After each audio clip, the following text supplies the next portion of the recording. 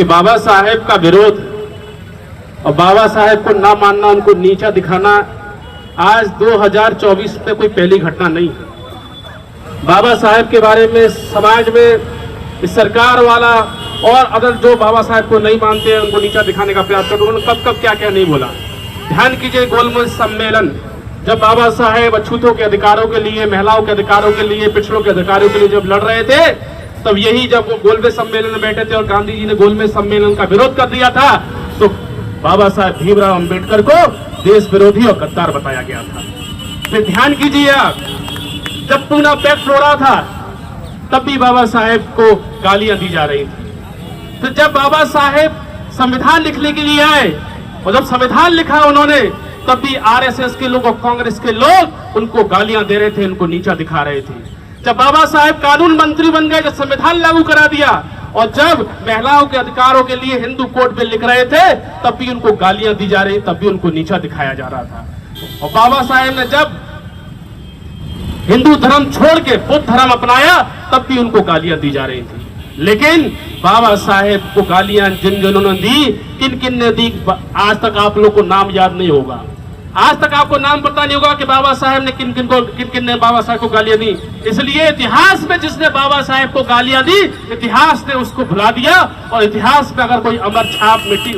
चल पड़ी है तो डॉक्टर भीमराव अंबेडकर की चल पड़ी है। यही लोग जो गालियां देते थे, आज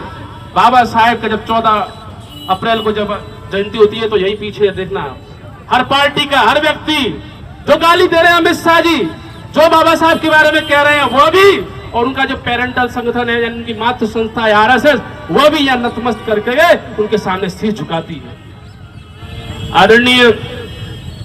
अमित शाह जी कहते हैं कि इतनी बार नाम ले लेते तो भगवान साथ अंबेडकर अंबेडकर अंबेडकर कहते की जगह अगर कुछ और कह देते तो भगवान प्राप्त हो जाते, स्वर्ग प्राप्त हो जाते। मैं उनसे पूछना चाहता हूँ अमित शाह जी से और भी कांग्रेस के सदस्यों से। एक्चुअली मैं इस पार्टी में रहा हूँ कांग्रेस में, तो इसमें होता क्या है कि यह लोग और बड़ा प्रबुद्ध वर्ग और जो मीडिया का जो बड़ा वर्ग है,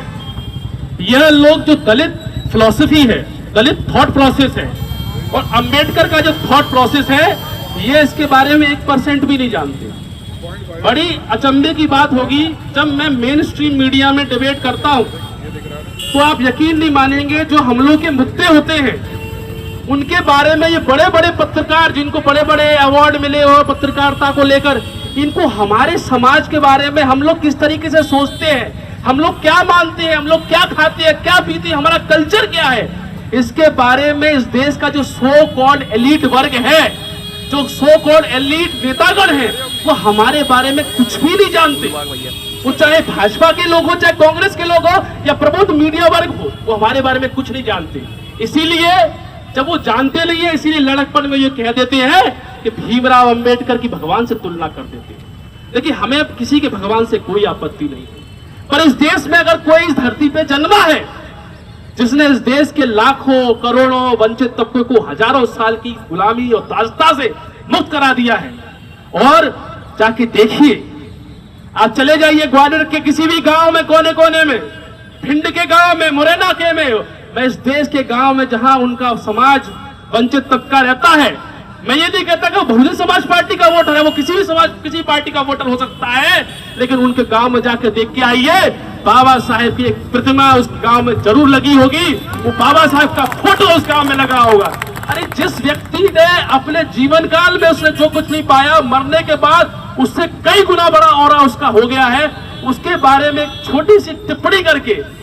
मेरे से पहले के किसी वक्ता ने कहा कि संसद में जो टिप्पणी की है अमित शाह जी ने बाबा साहेब के ऊपर, वो इतिहास में दर्ज हो गई है। फिर से बोल रहा हूं, बहन कुमारी मायावती ने अपने व्यक्तित्व में भी कहा, उन्होंने अमित शाह जी को समझाया कि आपने जिस व्यक्तित्व के ऊपर टिप्पणी की है, वो व्यक्तित्व इतना विराट है, इतना विशाल है कि उसके पीछे अगर आप उस पर टिप्पणी करोगे तो सूरज के सामने थूकने के बराबर है, आप स्वयं मिट्टी में मिल जाओगे। और इतिहास कभी भूलता नहीं है। इस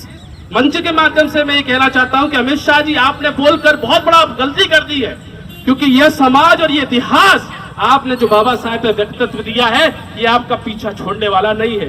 इनकी इस भाषा में बोल देता हूं, कि अगर कोई काला कुत्ता, भूत, चुड़ैल, डाक ये पीछे पड़ जाएगी तो हो सकता है कोई बाबा के पास, कोई पंडित के पास, कोई तांत्रिक के पास जाके आप बच भी जाओगे, छूट भी जाओगे। लेकिन बाबा साहेब पे टिप्पणी करके आपने ऐसा भूत अपने लोगों पे बांध लिया है कि आप पूरा जन्म ले लोगे फिर भी ये आपका भूत पीछे छोड़ने वाला नहीं है। इसलिए जब तक आपके पास समय था आपको माफी मांग लेनी चाहिए थी। माफी मांगने से, खेद प्रकट करने से कोई व्यक्ति छोटा बड़ा नहीं होता। लेकिन आपने नाफा माफी मांगकर इस पूरे समाज को जागृत कर दिया है, जिसकी वजह से आप हम सड़कों पे हैं और आप इस भूल का पश्चाताप बहुत लंबे समय तक करेंगे। और एक बार मैं पुनः बोलता हूं, अंबेडकर, अंबेडकर, अंबेडकर, अंबेडकर, अंबेडकर, क्योंकि हमारे लिए जिस समाज में हम जने हैं किसी भी भगवान से बढ़कर अगर कोई है तो डॉक्टर भीमराव अंबेडकर है। जय भीम, जय भारत। धन्यवाद जी।